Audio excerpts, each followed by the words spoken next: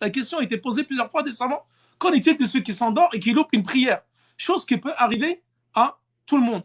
Est-ce que cette personne-là est pécheresse? Cette personne-là n'a pas commis de péché parce qu'il n'a pas volontairement délaissé la prière. Et ça, c'est le cas pendant le jeûne. La personne pendant le jeûne, il se peut qu'elle s'endorme avant le Zohr et elle se réveille par exemple après le Asr. Elle a loupé des prières. Mais comme on dit toujours, les actes ne valent que par leur intention. Donc cette personne-là n'a pas volontairement loupé sa prière. Et ce n'est pas l'objet du cours. L'objet, c'était celui qui s'endort. Est-ce que son jeûne, il est valable? Nous disons oui. Parce que beaucoup de gens croient que si tu dors toute la journée, tu dors jusqu'au Maghreb, alors certes, ton jeûne n'est pas valable. Et beaucoup de gens de la masse disent qu'en fin de compte, tu as dormi ton jeûne. Non, il est valable à l'unanimité des savants.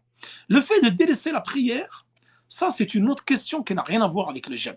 Est-ce que là, tu l'as délaissé volontairement? L'échec, si tu l'as délaissé volontairement, là, tu as commis un très grave péché parmi les grands péchés.